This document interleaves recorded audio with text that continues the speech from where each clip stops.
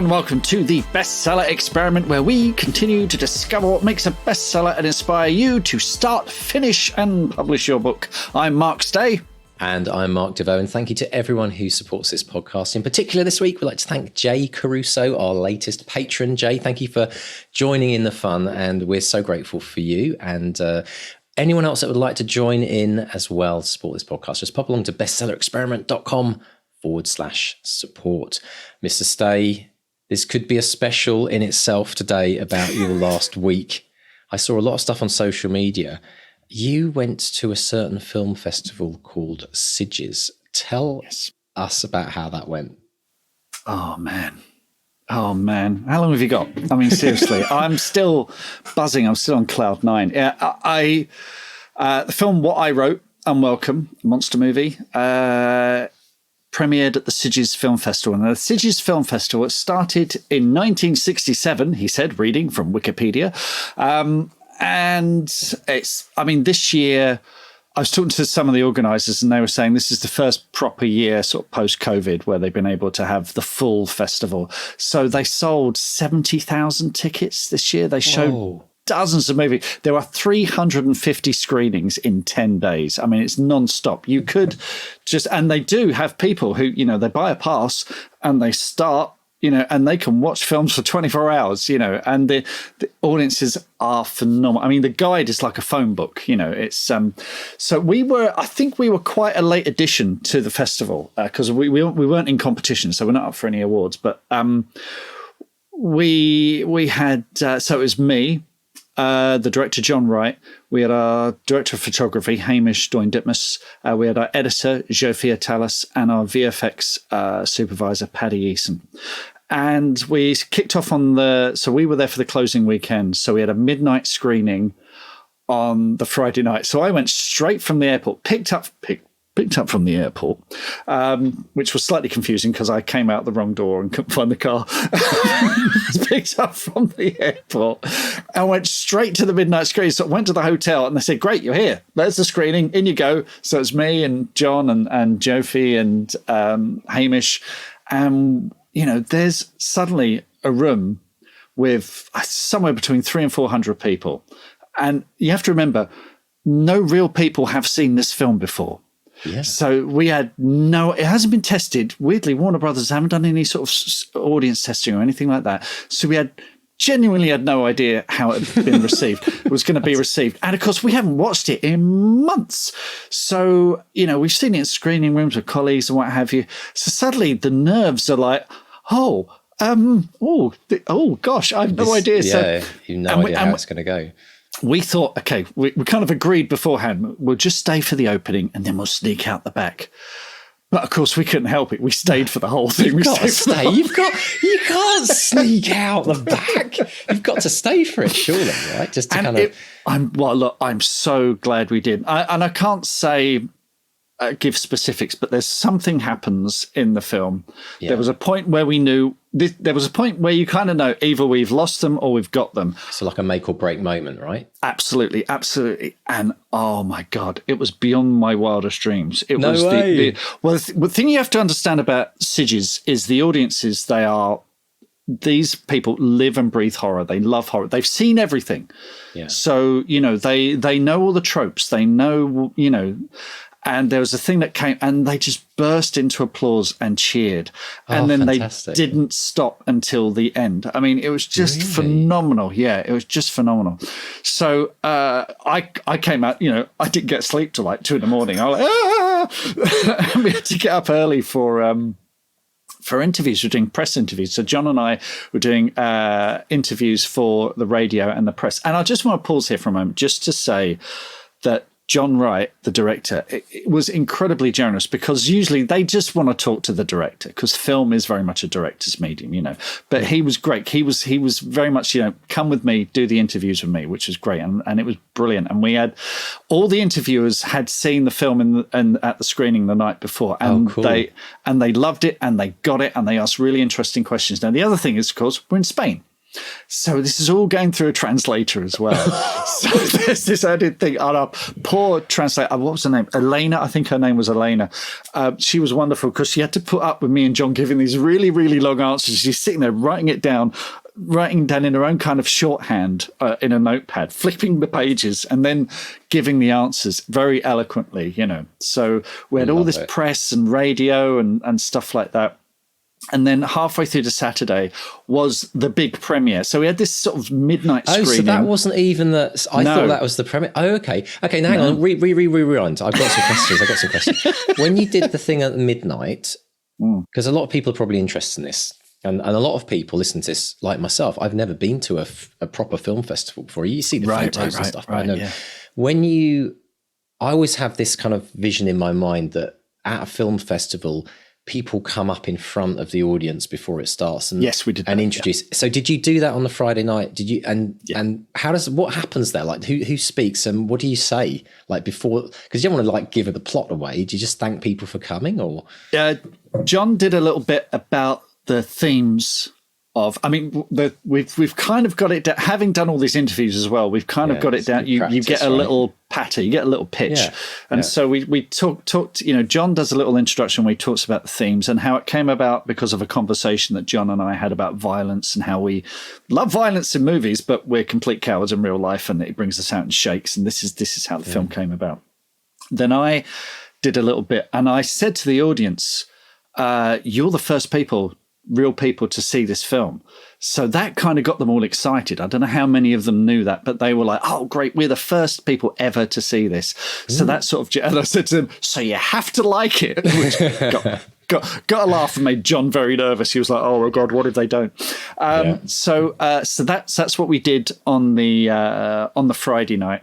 Then on the Saturday was the big premiere. Now this was a 1,400-seater theatre. It was freaking massive and a proper big screen, the sort you get at the West End in London. I mean, like great picture. Right? Exactly. Great picture, great sound, really, really good. And you got up and you actually couldn't see the audience because the lights were on you. I would have done a picture, because it was sold out, totally sold out, absolutely packed. So John did his thing about the themes and everything again. And I did, and you'd be proud of me, Mr. D, I did a little speech about how this is a moment that writers dream of, I'm standing there on a podium in front of 1,400 complete strangers here to see this movie that I've written. And the thing that happened, I'd had a whole day and a bit at the festival.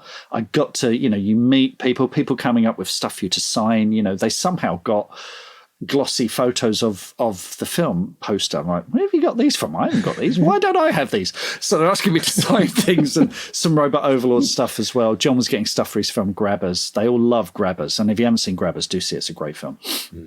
And, so I said to them, I'm so glad that this film is premiering at Sidge's because I know what you people are like. And this is true that on the way there, the driver was telling me about Sidge's audiences and how they whoop and applaud and cheer. And I said, scream and all that stuff. So I can't wait for you to whoop and cheer and scream because, this film, I think, is great for you. And they did, they were absolutely. And was it now, what interesting question, bigger audience, but did you stayed for the second? Oh yeah. Okay. Yeah. So did you notice that it was exactly the same reactions or was it different? Weirdly, it was exactly the same. And I was waiting. That's great though. I was hoping for little differences. I was thinking, are they going to be different? But weirdly, they went for all the, I'll be honest, if anything gory happens, it got a big cheer. If someone got stabbed, they were like, yay! I was like, you warped, messed up people. I love brilliant. You. It was really, really strange. That's it was kind of, it was so wonderful. So yeah, whenever there's blood on the screen, they're like, woohoo! Yeah. someone's being eviscerated. Wonderful. So it was great. Now here's the weird. Two things. One, I had a little moment as the film started, because I've always struggled to enjoy these moments in the past. I've always been kind of tense thinking that people are going to enjoy it. But on the Friday night, we kind of knew knew that the audience enjoyed it, and these were the same kind of people, so I could relax a bit, actually. And I had this little moment of bliss as the titles were running, the opening title. I thought, I'm actually enjoying this. This is good. I like this. This is good. This is what I've been working towards all my sort of writing life, and I'm going to bloody enjoy it for once rather than being a ball. So I did. I absolutely loved it. And here's the other thing. After the film finished, big round of applause. John had to run out. He was going to the loo. And so I had people coming to me and congratulating me, and I, like a 10-year-old kid, asked for an autograph. I was like, "What are you doing watching this film?" And then we wait to the end titles, and I got up just thinking that was great. And I stood up, and there were all these people still standing, and there's me and there's Hamish and Jofi and Paddy. And as we're filing out, they're applauding us. Looking at us and applauding us. Wow. That was weird, but I loved it, and I'm going to be insufferable because I want more of it now. Yeah, I know, you're just exactly right. You've drunk the elixir. Exactly. It's like you've got the ring. You've got the ring, haven't you? The precious applause. Okay, so everyone listening to this, watch Mark slowly turn into Gollum over the next year. You'd be showing up in 6 months. You'd be showing up 6 months from now and say, "I do enjoy doing this podcast, but it's got nothing on film festivals. It really hasn't." Exactly. Yeah. Can we add some applause? Can we dub some applause on? So yeah. And the Sunday, I just got to hang around the town. It's beautiful. It is a beautiful, beautiful town. And the thing is, John and I were talking. We are totally fired up. We want to make another film that we can take there again. We want to make an even bloodier horror film because of this thing. This film wrapped 2 years ago. Yeah. So, and for various reasons, Omicron and box office and what have you, the distributors are waiting for the right moment to release it. And it is going to be next year. It's going to be 2023 sometime. So you get to a point where you think, did we even make that film? Did I dream it? So to put it in front of an audience has been just such a massive shot in the arm. And, it's got John and I really excited again about because we've got another couple of scripts ready to go, and one of them has got some funding. So we're kind of going to be going, look, we had a great reception. Let's make another movie and get there again.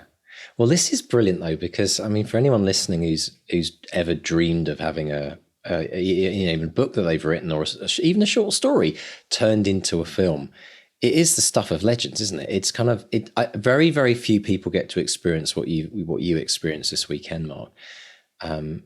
But also, there's something about that connection with an audience. Yeah. You don't get that I guess the closest you get to it with a book is if you do a book reading in front of a group of people, but it's not ever going to be the same as being able to observe people, watching your creation, which is written but is now converted onto a screen. And there's some absolute magic in that. And I think for anyone who has any dreams of that, it should definitely be on the bucket list to be able to watch the movie or the show that you've created, that you've written, to be able to actually stand and watch an audience view that. Because even a lot of people that get stuff on Netflix and streaming, they won't necessarily get that opportunity, because if it goes straight to streaming, there might not be a festival streaming. But weirdly enough, what you experienced there, that kind of the buzz that you get of playing in front of an audience is very, very similar to what musicians experience when they play at festivals. And there's a big, and it's not just about a one-off book reading or a one-off gig that you're playing at a certain venue. It's the whole thing that surrounds the festival. It's like there's such a massive buzz, isn't there? And there's everyone's there for a longer period of time, and it's like a massive kind of holiday. Like you leave planet Earth for a couple of days, don't you? Oh, completely. You're right. I was on another. What was nice, I mean, occasionally, not to get political, but occasionally Spanish people would go, "What on earth is happening with your government?" And I would say, look, I've come here to get away from that. Can we not talk about that? It was the real world. And this place, Sitges, is a paradise. It's an absolute, it's beautiful by the sea, it's beautiful sea breeze. Just outside of Barcelona, right? Just south of Barcelona, Catalonia. It's just a magical place. And I definitely want to go back. And we're all, you meet people who just talk about films, which is my, favorite subject in the world. And, it's, Yeah, I want more. But it's... Yeah, so it is. I mean, I've done theatre, and again, similar to gigs, it's a communal experience. And this is what I love about cinema. Netflix, Disney Plus, whatever, it's all wonderful stuff. But that communal experience of being in a room with people and feeling that atmosphere in the air, that kind of crackle of electricity, there is nothing like it. It's the human experience, isn't it? It's the human experience. Yeah. And actually, we talk a little bit about the importance of groups and people and friendships. We do in this week's wonderful interview. Well, let's give us an intro to Jenny Ashcroft. Yes, apologies to Jenny, who's probably might be listening to the podcast again. When are they going to talk about me? So Jenny Ashcroft, she's a British author. She's lived and worked in Australia and Asia. And when we recorded this, she was in Sydney. But she's got a degree from Oxford in history. And she's always been fascinated by the past and the way that extraordinary events can change the lives of ordinary people. And her novels include Beneath a Burning Sky, Island in the East, Meet Me in Bombay, Under the Golden Sun. And she has a new book called The Echoes of Love, which is about Crete, 1936, Second World War.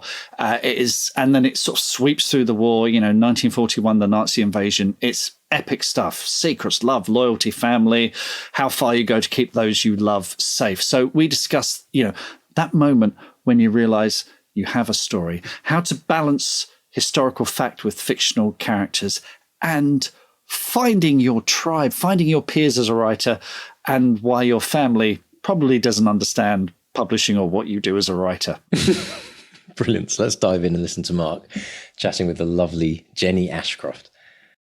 Jenny Ashcroft, welcome to the Bestseller Experiment. How are you today? It's tonight in Sydney, and I'm very well, thank you. Yes, so sorry.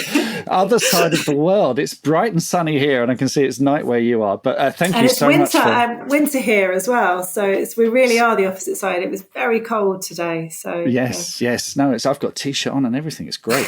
Well, look, let's go to a very sunny place. Let's go to Crete in the summer of 1936, which is paradise on earth, but there are clouds on the horizon. Tell us about your new novel, The Echoes of Love.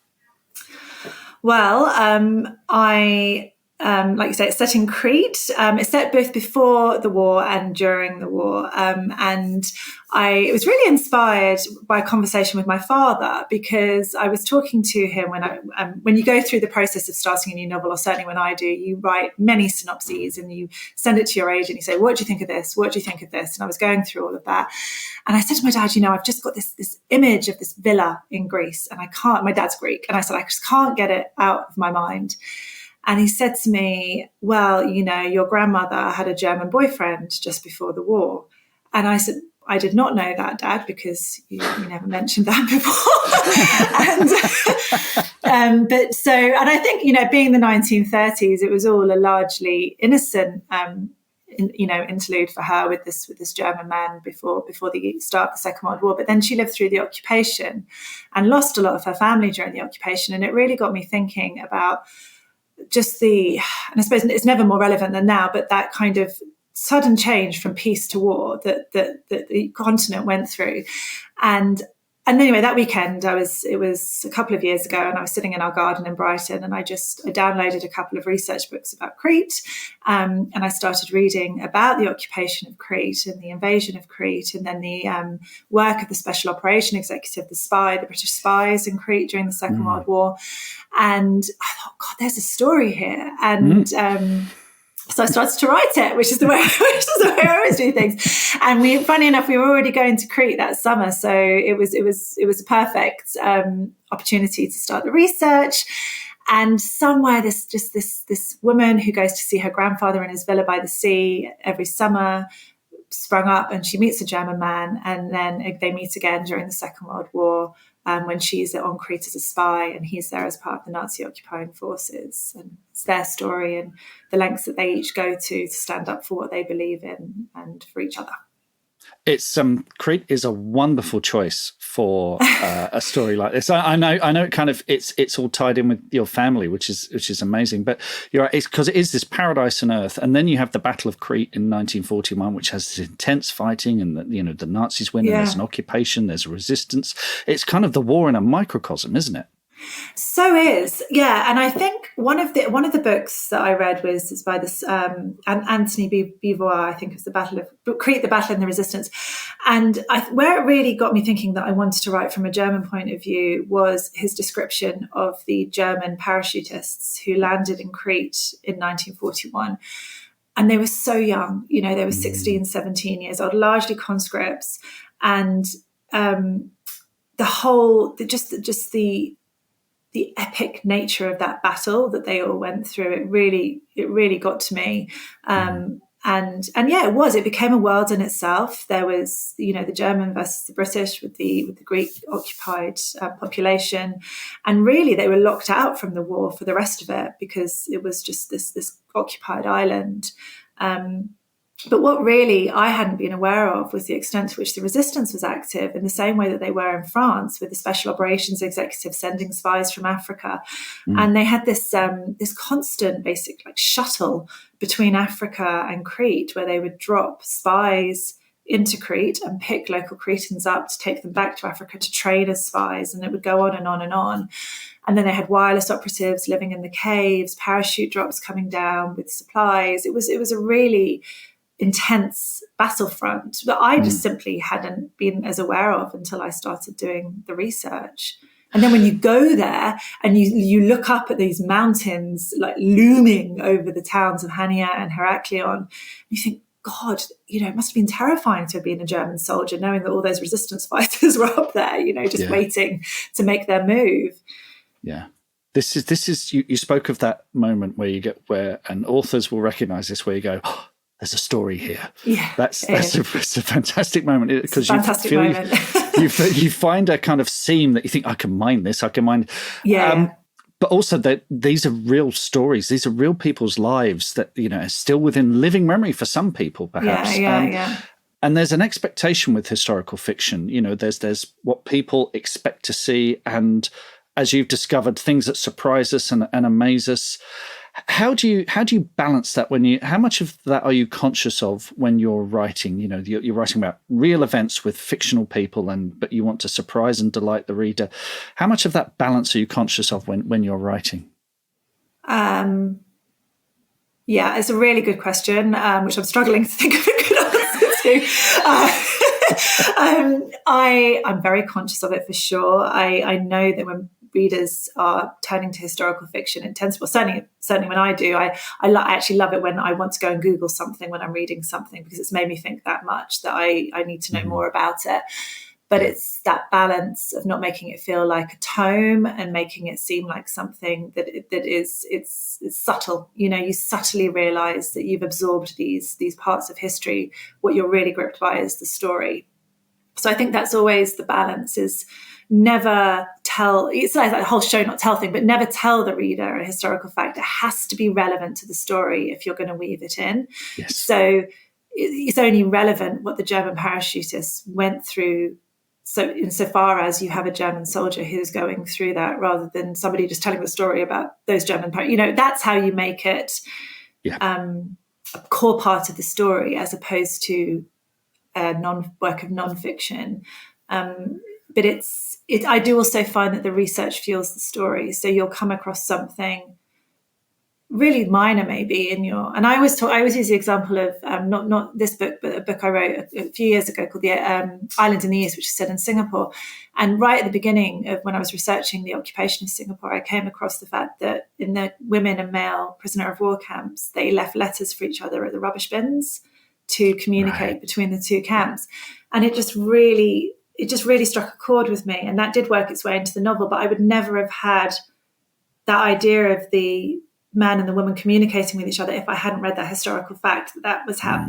So I think it's like human nature fuels the story, because we read the facts and then that gives rise to a more authentic story. So that's a really convoluted and probably not very articulate way of answering that question. No, I totally get it. I write historical fiction too, although it has a slightly fantastical edge to it. But it is that thing of finding the little history isn't arrows moving across a map. It's those little personal moments that you just described. Yes, exactly. It's those little human moments that you think, they were just like us, but also they were different. They were under different pressures. They couldn't behave in the same ways, perhaps. And that's again, it's that little seam of gold. You think, this is terrific. I've got something here that will delight and surprise the reader who thinks they know about this period of history as well, which is But where else do you? I mean, someone like you mentioned, Anthony Beevor, who is a fantastic historical writer, and he does, he's very good at balancing that big sweep of history with those personal moments. But it is those personal moments that make up. That help us create, bring to life this kind of history. Where have you found some of the best places to find those kind of moments? So I read for this book, for The Echoes of Love, I read a lot of memoirs, actually. So I don't know if you know this, and I know I'm just going to pronounce his name incorrectly. Patrick Leigh Fermor, the travel writer. Yes. He was with the Special Operations Executive in Crete during the Second World War. Right. So he actually abducted a German general. And there was I know, it was crazy. In 1944, he and another of his, 22 or 23 years old, and they just came up with this crackpot scheme to let's really annoy the Germans by abducting a Nazi general from right under their noses, and they did, from the Villa Ariadne just outside Knossos. And so he's written this whole memoir about abducting a general. And then there was Billy Moss was the person he did it with, and he wrote another book called Ill Met by Moonlight. I also read, I don't know if you've ever read the trilogy, the Sword of Honor trilogy by it's so good. It's hysterically funny. But he was on Crete during the battle for Crete, so he had that. And it was Beevor who kind of in his footnotes pointed me in that direction. But so I in that sense, I read a lot of first-hand accounts to get that, I don't know, that kind of authentic voice about what was going on. That I was there. This is what happened. Mm-hmm. I also met on a couple of research trips that I took.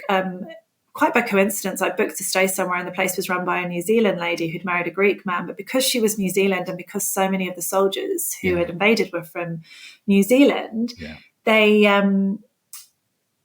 she over the years, she has met and talked with and helped a lot of New Zealand veterans to retrace their battle paths on Crete. And she had so many stories to tell me about the things that she'd heard from them. Mm-hmm. So that was amazing. And then my grandmother wasn't in Crete, but she was in Athens. And so I had a lot of stories that I've just grown up with, really. One of them was that when they used to, because they were so hungry during the Second World War, they ate a lot of rabbits, but the children didn't want to eat the rabbits because they were cute, and so they would name them Nazi generals before they killed them. so they would eat the rabbits. And this was just little stories that I just grew up taking for granted. And then when I'm writing this book, I was like, actually, that's actually really, so in The Echoes of Love, they call, she tries to call the snails that she eats, Himmler and whatever, before it says she so she feels less bad about killing them. So so it's just all of those little things, I suppose. And then the other things I found, and it's when you use the term gold, but I think panning for gold is a real thing with photographs. When you're looking through old film reels or photographs, and you just see the expressions on a face. And one of them, this is more serious, but during the reprisals, there was this photograph of all these Greek men in the village, and they were normal men. They were just sitting there in their braces and their shirt sleeves on beach, tree trunks, and on the leaves on the ground. And you could just see them looking at this camera with this expression of disbelief on their face. Are you seriously about to do this? Mm-hmm. And it was that human. I felt like I could talk to those people, and their emotion was so written on their faces. And so that was another, those photographs, I just think they bring the history to life in a way that words do in a different way. So it's all of that. It's firsthand account. It's nonfiction. It's photos. It's reels. It's all of that comes together, and hopefully I do it justice. No, absolutely. And you've also got transcripts of interviews from 1974, which I think is a great device. With going sort of spoiler light, can you tell us a bit about that? I found that absolutely fascinating. Yeah, well, that idea came first, actually. And funnily enough, actually, I had the idea for the transcripts before I had the idea for the book. I remember I don't know if you ever do this, but I was just idly just typing something. I was like, does this work? And I just thought, I can't think if I've seen it done before, but I just thought, this is a really neat way to communicate somebody in the present. I know it's not the present, but the 1970s present, with a deep, deep regret of something. And because it's a transcript, you don't have to reveal who they are. So it's that. I don't know where, honestly, I don't know if you ever know where your ideas come from, but I certainly didn't know where this one came from. But it just was like, maybe this. And I sent it to Becky, my agent. I said, what do you think?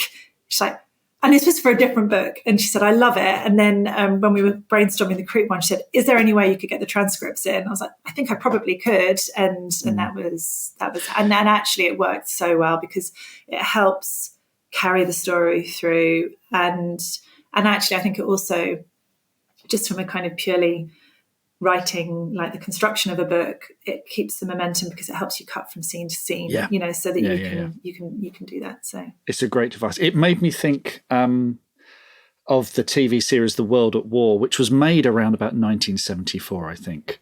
And it was probably the first time that people who'd been involved in the war could look at it with any kind of perspective and speak in such a confessional way and finally kind of I think it was probably that program that I was probably thinking of when I thought, the BBC, because for anyone listening, it's this idea that the BBC is going to be airing this program on the anniversary of the liberation of Athens, and they're interviewing everybody who was involved in the war in Greece during that time, and that's where these transcripts come from. And now that you've said it, yes, I have watched The World at War.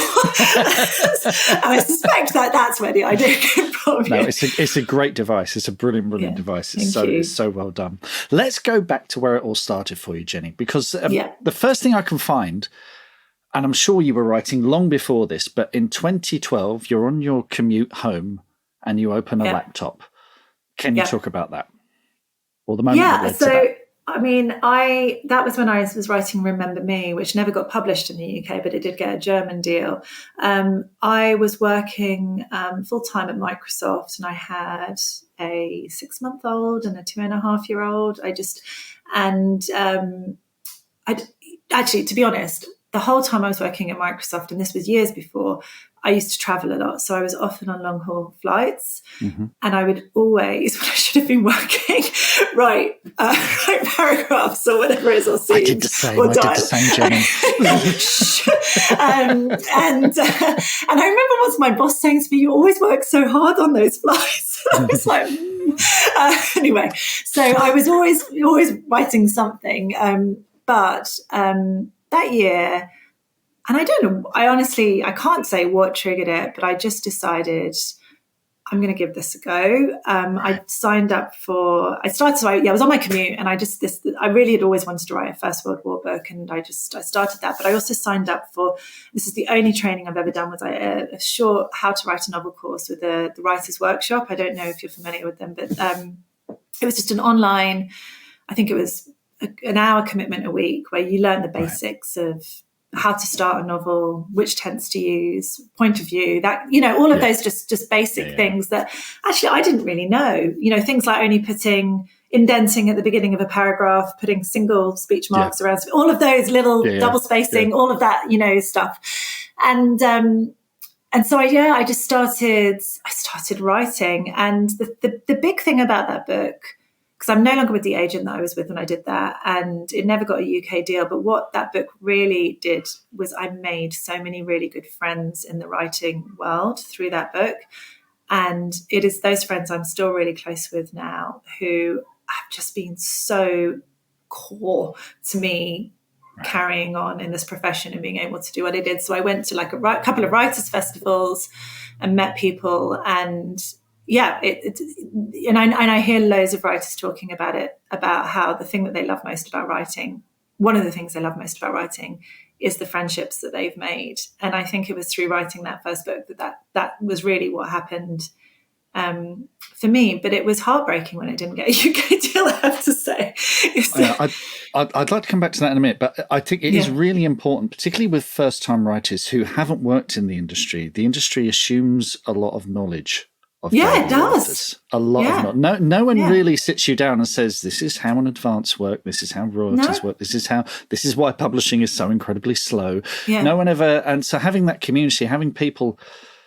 What had been your experience of publishing before that, and what were the big surprises? None whatsoever. And I was so naive. I was so green. I just thought all you had to do was get an agent, and I didn't actually realise that was going to be that hard.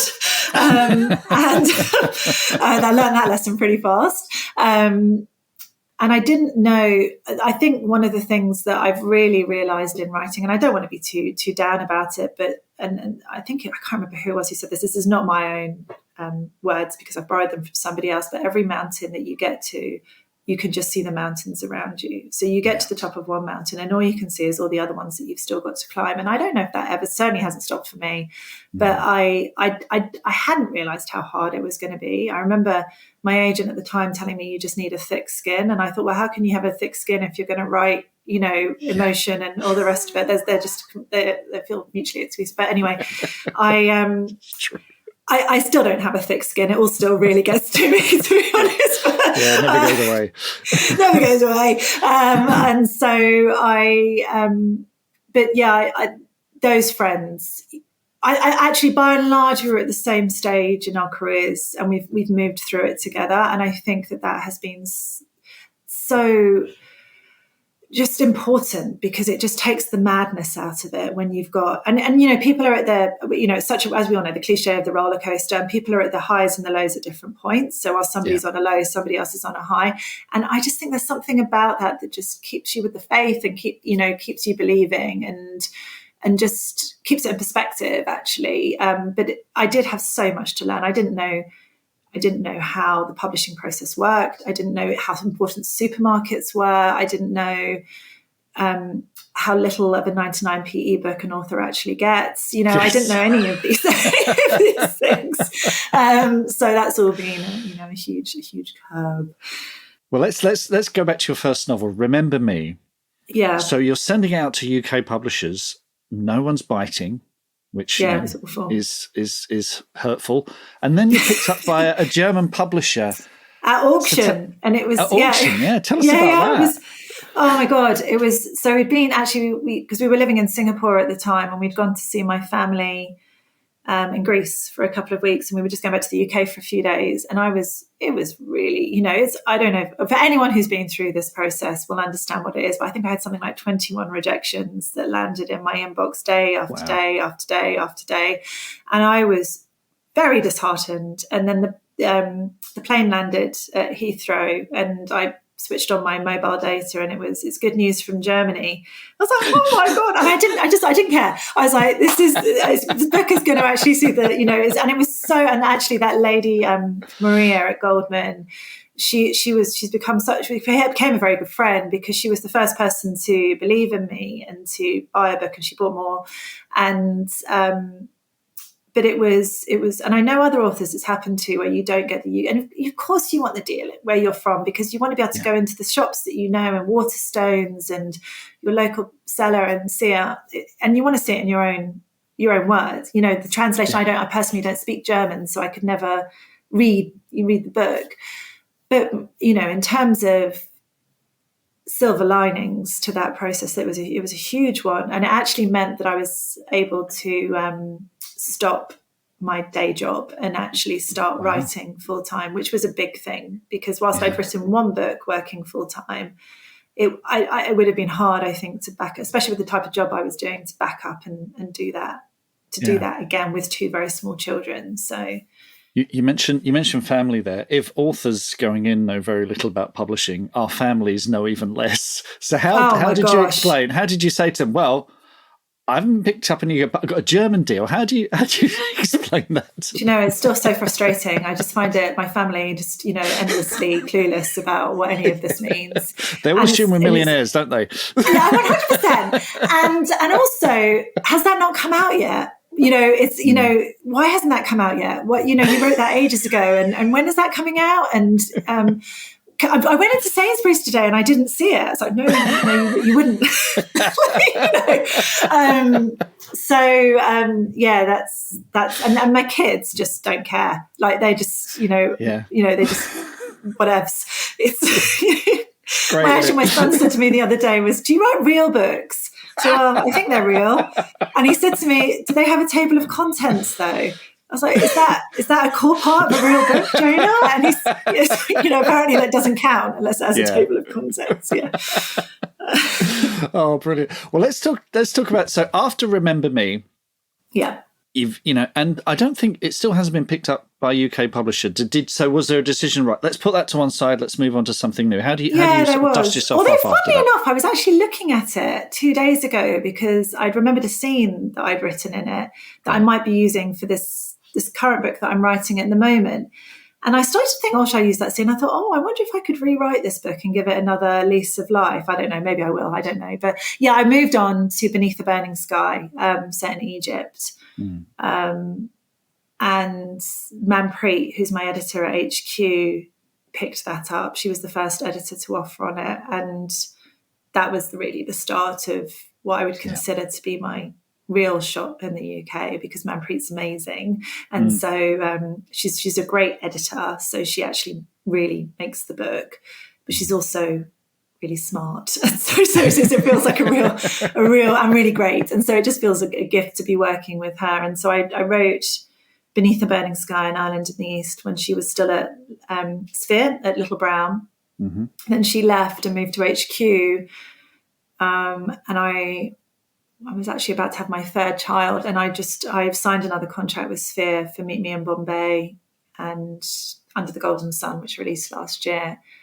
And then I wanted to really work with Crete again, but B, I felt it was time for a change of publisher. And so I moved to HQ for The Echoes of Love. So that relationship with an editor, again, it's not explained to you when you join the publishing club, but it's it can be very close, and it can be very you can really rely on.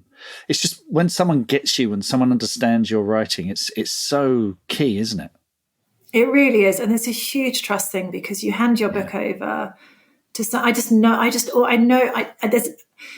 don't think Crete has ever made a single suggestion that I haven't seen that is completely correct, and so I think it's that being on the same wavelength and knowing that you both understand where you want the book. You're heading for the same endpoint with the book. I think that's the thing, and you get the characters and they mean the same thing to you. It really is. It's so important, and also being with an editor who I feel like you can be honest with and open with, and it's trust. It's just it's a business relationship, but it's also a personal relationship, I think. And same with your agent. It's having those people around you. It's a village. It takes a village to make a book. The same way. Yes, no, absolutely. And I'd like to talk about one thing I saw. You were involved in the, I'm going to pronounce this wrong, woman touring project. Woman touring, mentoring for female writers.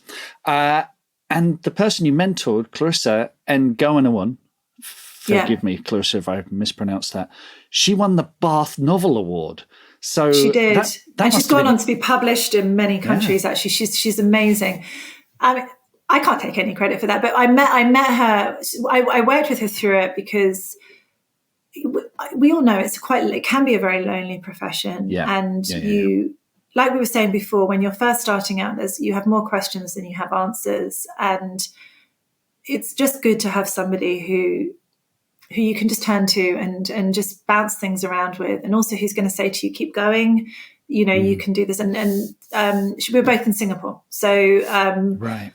I was still fairly early on in my career at the time. I just signed my German deal and she was starting out. And it was lovely for both of us, really, because we could spend time together and talk about writing. And I read the book, and then it was a while ago now, but I would say minor editorial input. She did it. It was her, all her own work. But I think that the really amazing thing about that whole I think there's been some amazing success stories from that program that was set up, was the belief of others and people propelling each other on, which I think is just worth its weight in gold. Just support, that just keeps, self-perpetuating support for each other. That's the important thing, isn't it? It's saying to someone else, you can do this. I can. You've got the skills. I can just, open the door for you and just show you what it's like. Exactly. Yeah. Wonderful. What's coming next from you, Jenny? So I'm writing a book at the moment set in England I've done bits set in England before, but I've never set a whole book in England. Maybe it's because I'm in Australia that I'm missing England at the moment, but it's a bit different.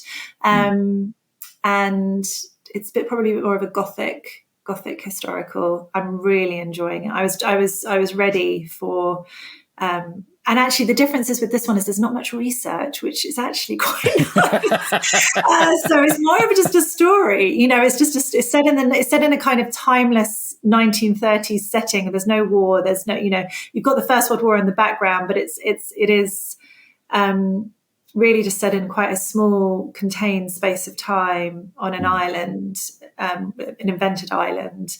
And I'm really enjoying it. So I've got to hand that in November. I enjoy that aspect of it less, and so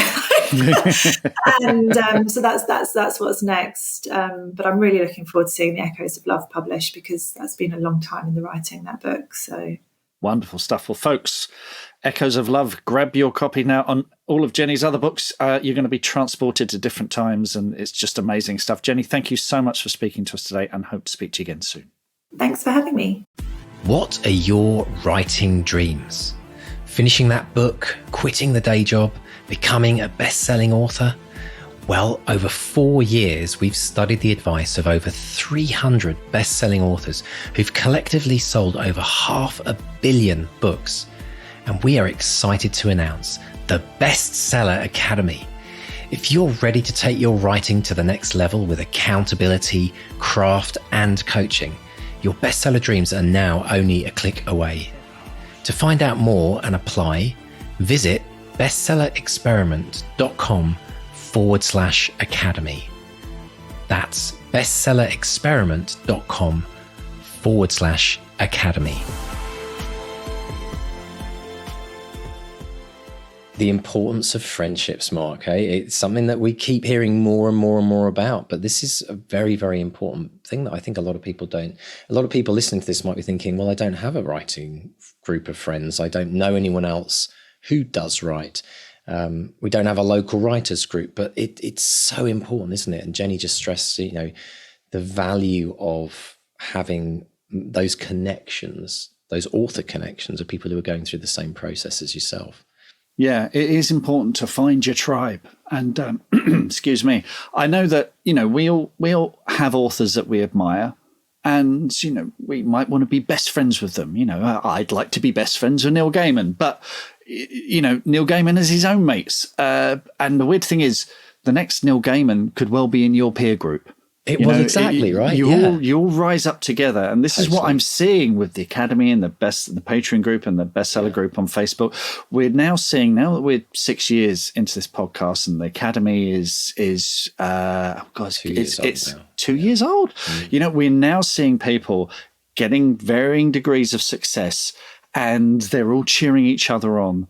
And they're all having, you're seeing it happen. This is the experiment. We've put, it's almost like we've got a little petri dish, and we're seeing the cultures begin to grow. And this is insulting to all of our listeners and everyone in the Academy. But you're all this funny little bacteria that's going there. So apologies for that. But it's it's happening to me. If you look at, what I'd done when we started the podcast, one book and one film, I'm now 6 books, 7th book on the way, second film on the way, other stuff on the go. We're all rising up together.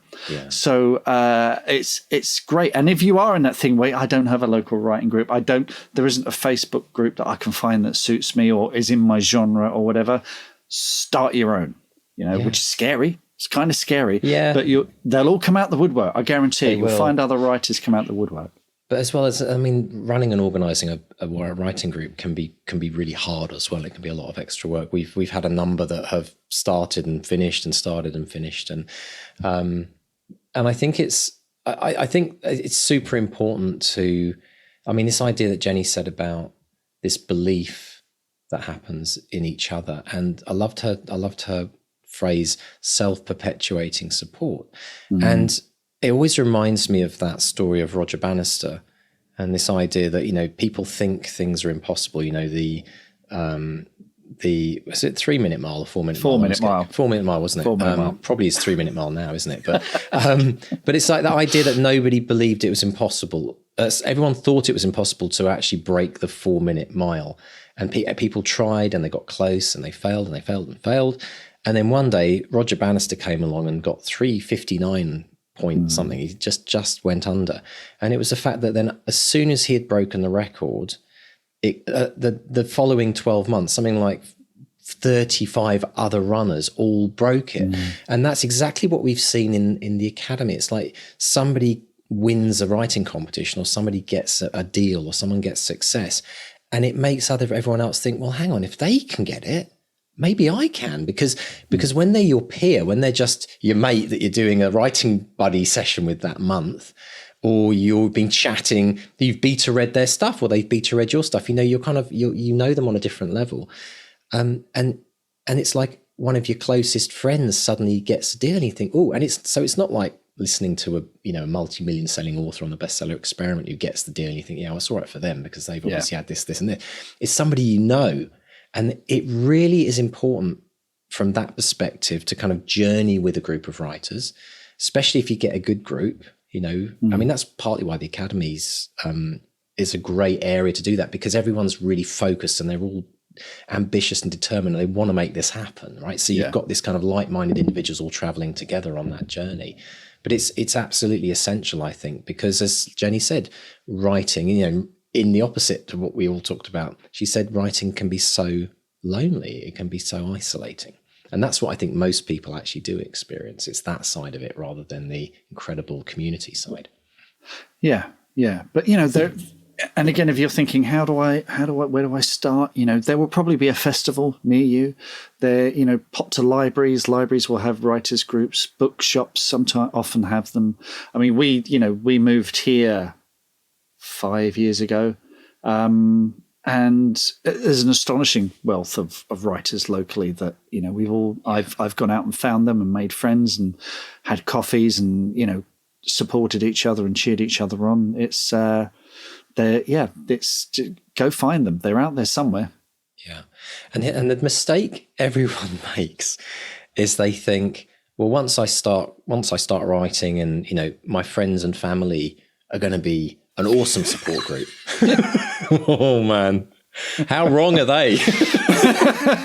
Right? And again, Jenny, I mean, we joke about it on the podcast, but it's like the more we bring this up with interviews, the more it's like, yeah, family just don't get it. They're not interested there.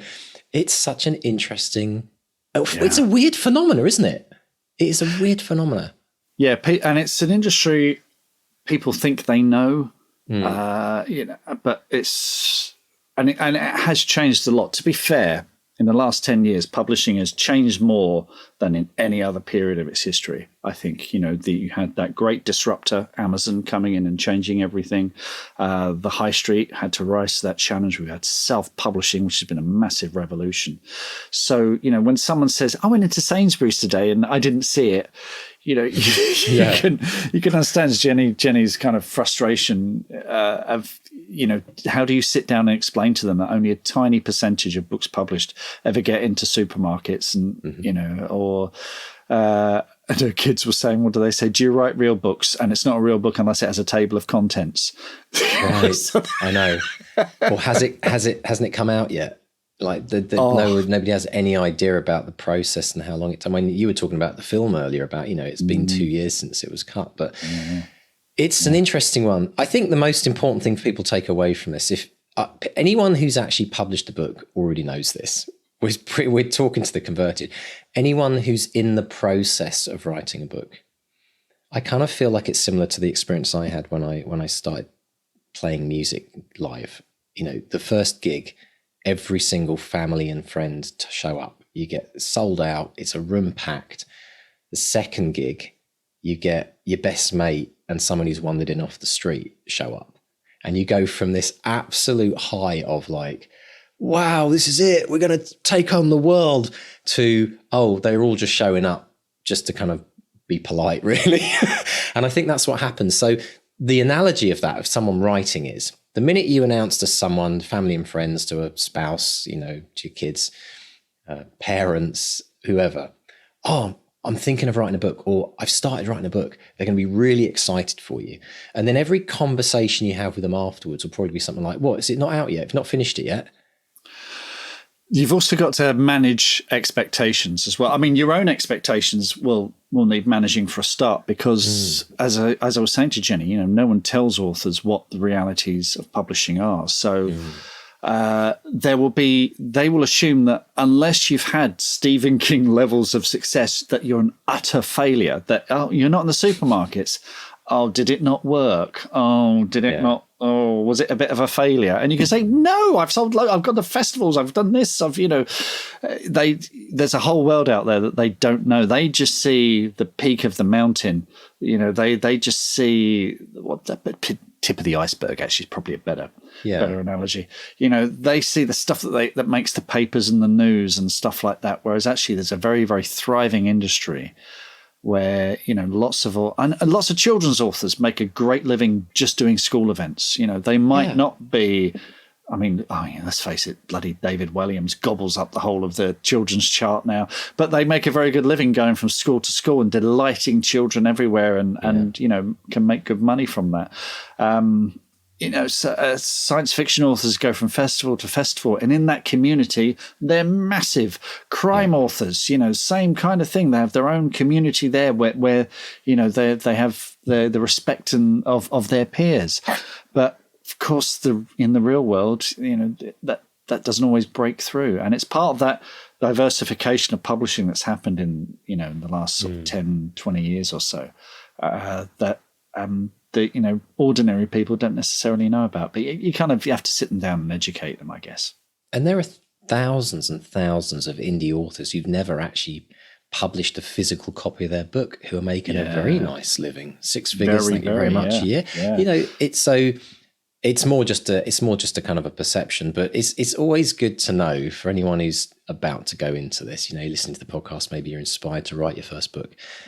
Your family will be excited. I mean, we joke about this. Obviously, there are exceptions to the rules. There's the Julies of this world, the partners who become like your biggest support and help you and do everything they can to help you write that book. And absolutely, they exist as well. But I think the general rule is to don't set your expectations too high when it comes to that. Now, the other thing that Jenny talked about, which was interesting, was the challenges of writing. She talked about, it's funny, this analogy has come up a few times very recently about you climb to the top of the mountain and then you realize, there's another one and it's even higher. And it's an analogy for life in many ways as well. I mean, if you're striving to kind of grow and improve, you always want another challenge. I mean, the minute there's not a challenge in front of you is the minute you kind of start coasting and you get a bit complacent and you lose your buzz. So I think it's a good thing. But she also talked about it's really important that you having a thick skin. We all try and develop it, but we're all human at the end of the day as well. And like she said, 21 rejections. I think she said she got rejections, 21. We should be compiling the number of rejections every best-selling author has got and start counting them up. Like average rejections, that's probably about average, isn't it? It 21. Is about average. I would say that, yeah. And,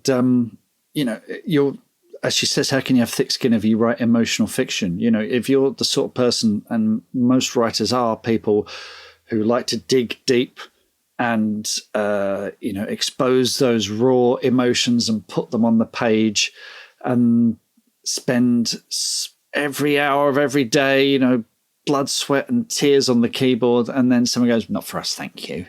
It's, and you must start to think after a while, what's the point?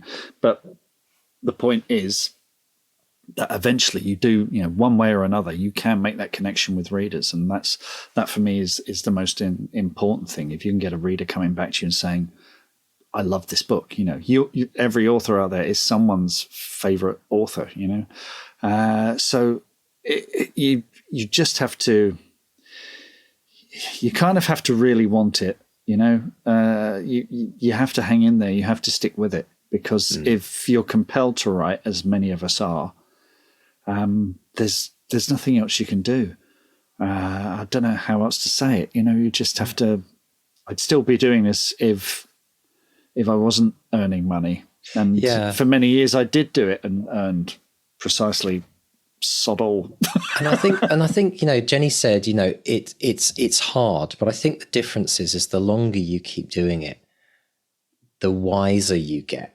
Yes, not necessarily the easier it becomes, but the wiser you get, which means you can roll with it a little easier. You know what to expect.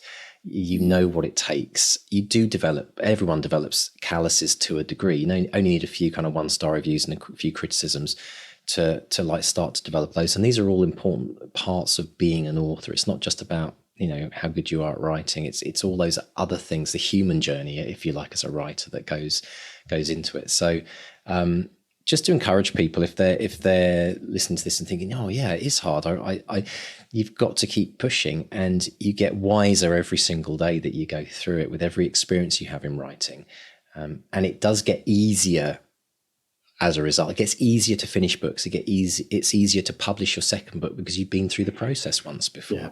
There's a lot of learning that goes on in that first book, whether it's writing it or publishing it. But like you said, it's like you, Mark, talking about the second time you saw your film, you got to actually enjoy the process of watching it because you'd been through. And it was like me as well. Like the second time I played Glastonbury, like the first time, I don't even go. Well, but it's relevant, right? But it's really relevant because the first, I had to put it in there, right? Because festivals. Well done. But seriously, drink two. Was it 2 fingers? 2 fingers, 3 fingers, whatever you're drinking, 3 fingers. But it is like, I actually enjoyed the second time we performed. The first time, I don't remember much about it. I was just a bag of nerves, hoping that nothing went wrong. And so maybe people enjoy the process of writing their second book a lot more than the fear of writing their first book. And it's worth, so whichever one you're on, if you're beyond that, brilliant. But if you're writing your first book, it gets more enjoyable through the hard bits. And if you're writing your second book, maybe you'll write in and tell us the differences you've experienced between that difficult first book and that maybe even more difficult second book. But write and let us know. We'd love to hear about that. Now, there's a lot more we'd love to talk about on the podcast, but we've run out of time on this one. But if you are a patron supporter, a member of the Academy, you get to listen to the extended version of this discussion, where we will talk about writing for the fun of it, the importance of the relationships between the writer and their editor and their agent, how to balance real events with fictional people, and how research can unearth an unexpected nugget. So if you would like to listen to a bit of an extra longer podcast of Mark and I chatting, pop along to bestsellerexperiment.com/support. Or if you're in the Academy, you can listen to it on the Bestseller Experiment app. So in the last few months, we've had a few Academy members come on. We've been talking obviously about the importance of friendships and community and finding your tribe. And Mark, you had a chat with one of our Academy members, Shaun Dyer. Yeah, quick chat with Shaun. I love Shaun. He's great. Shaun has written 6 plays, all sorts of short stories. They've all been sort of backed by the Dagner Theatre Project Novel Dreamers. And I had a little chat with Shaun about his time at the Academy, which we can listen to right now. Shaun Dyer, welcome. How are you today? I'm very good. How are you? Tickety-boo, thank you. Let's talk about your experience with the Academy. What were your big writing challenges before you joined the Academy? Well, the biggest challenge is having 2 small children, obviously. Right. So time to write being in a premium. But the kind of problem that I'd had mainly was around editing. So always had lots of ideas, always had lots of... I could write things down really well.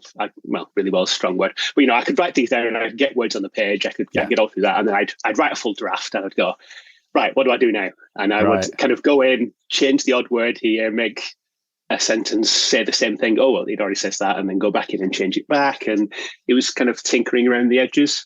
Right. So that was my kind of big gap. So obviously never done any training aside from this. Excellent. How did the Academy help you with that and help you generally as a writer? So it kind of, there's two ways really. So there was the course that you can go through, and there's lots of really interesting stuff in there about editing. There's first draft editing, there's later draft editing pieces. So it really helped me kind of take a step back, look at the bigger picture, understand, go through, and you don't have to do it at a line level to start with. You start with the big picture and the flow of it and the themes, and you edit that kind of thing.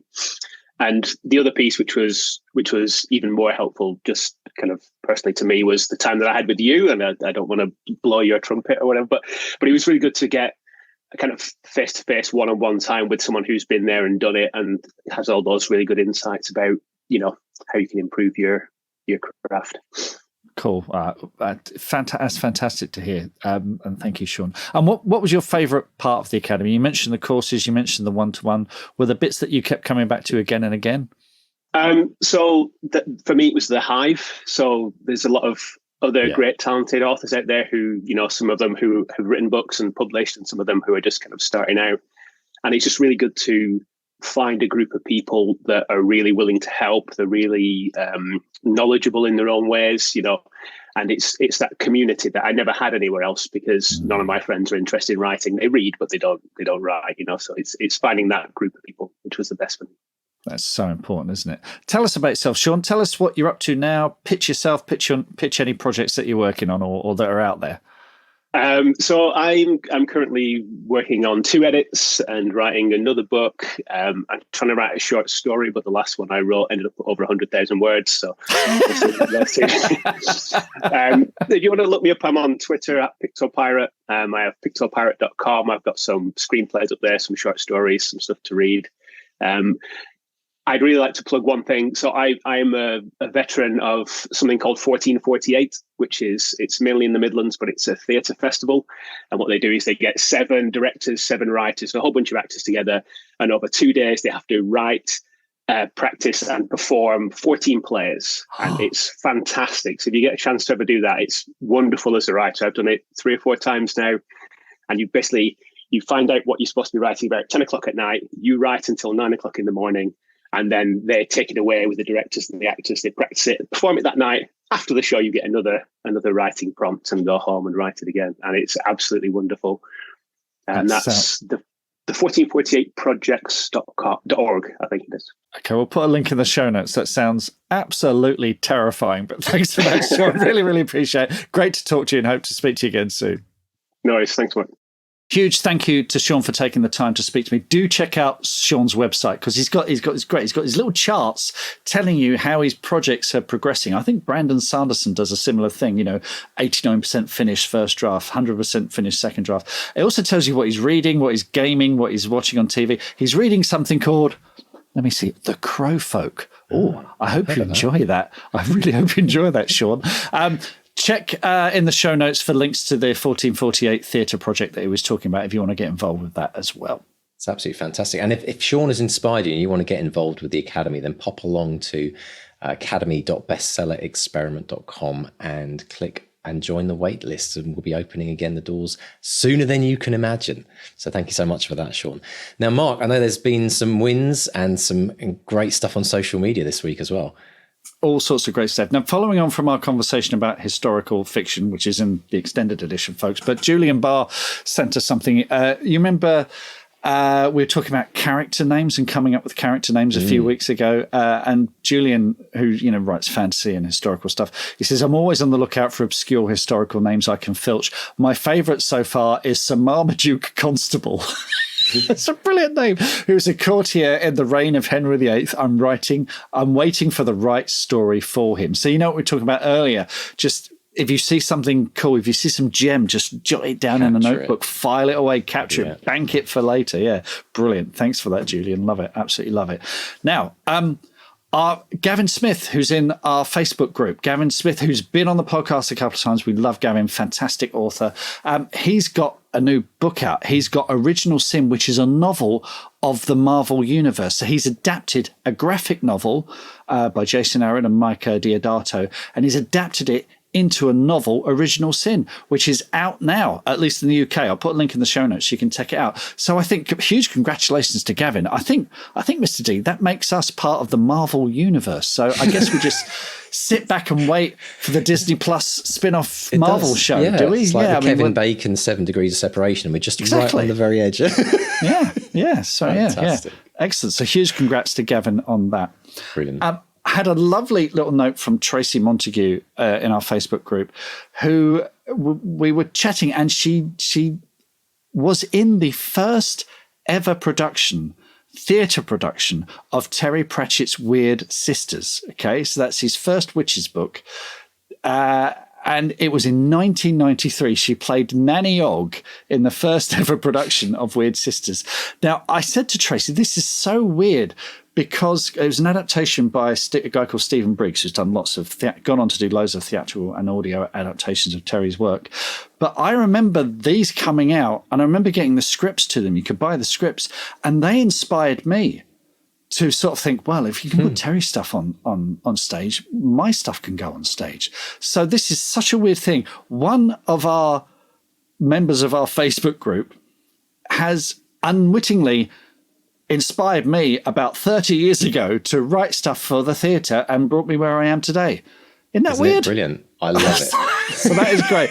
And Tracy got another bit of good news this week, which is she said, I got my first full manuscript request this week, then spent 2 days rereading it before I felt confident enough to send it. Whatever happens, thanks to you all for being such a fab group of supportive, friendly writers. Thanks to Mr. D for his woo-woo and emotion psych wisdom. And thanks to Mr. Stay for helping me edit the pants off my novel. By the way, I put the phrases back to reality and woo-woo in there. Which is fantastic. Brilliant. Thank you. We got everything crossed for you, Tracy. Everything Another brilliant milestone. Another brilliant milestone. Here's another milestone, one that so many of us dream of. Jeff White, who when he popped over to Mevagissey, which is a bookshop in Cornwall. It's Hurley Books in Mevagissey, his favourite bookshop in Cornwall. And to his surprise, he saw his book, The Swordsman's Lament, faced out on the shelves, and he told Emma, the shop manager, that he wrote it, and she said, will you sign it? So not only that, he signed all the other copies they had in stock, and it's just fantastic. So wow. It's made his day. I mean, we dream not only of seeing our book on the shelves, but face out and signing copies. It's it's one of those great moments. So fantastic. Never gets old. Never ever gets old. Brilliant. On the Academy, we had a lovely note from Denise Bagan, whose novel Alice Larson, which I loved. I absolutely loved this book, and she's just coming up to the finish line. So she's formatted the manuscript. She's getting a cover design soon. She's talking about her launch party, and she's thinking of, because this is about. Alice Larson is about this woman kind of lost in middle age, and she gets advice from the classic movie stars of old. And so she's talking about projecting an old Greta Garbo movie on the wall and playing jazzy numbers and serving nibbles and rum cocos. Sounds absolutely brilliant. I know how hard Denise has worked to get this novel out there, and I can't wait to see the finished book. It's going to be absolutely brilliant. So congrats to you, Denise. And then a launch party to beat all launch parties. I think it's great. I mean, you can do a launch party, right? You can just invite some friends around, have a drink, but go for it. Theme it, make it fun. It will be one of the best days or nights of your life for sure. So I hope everyone else is thinking about how they might do their launch party when they finish their book. Brilliant stuff. Look, folks, if you want to get in touch with us, tell us your wins. Drop us a line at bestsellerexperiment.com. There's a contact tab there. We're on Facebook, Bestseller Experiment, and Twitter and Instagram at BestsellerXP. And if you would like to join the 200-word challenge, which has been the beginning of many an author's amazing career and multiple finished books, pop over to 200wordchallenge.com. And if you'd like to get a weekly update about the podcast and the guests we've got coming up, sometimes we even ask questions you'd like to ask future guests as well. So get on that list. Super exciting. You go to bestsellerexperiment.com and click on the newsletter tab. And finally, if you'd like to join the Academy, if you've been inspired by all the stories you've heard, pop over to academy.bestsellerexperiment.com. Mr. Stay, I hope you keep flying and this buzz continues for many a week. I mean, it's great because the movie's not out for a good few months yet, so it's going to keep on going. But Have a fantastic week, and we hope this week that you've been inspired by a few things, keep you going through those colder nights here in Canada. We're getting a bit chilly here, but for all of our friends in the other side of the world, enjoy the beginning of summer, you lucky people. Anyway, so goodbye. So goodbye from Mark 1. And goodbye from Mark 2. Goodbye. Bye.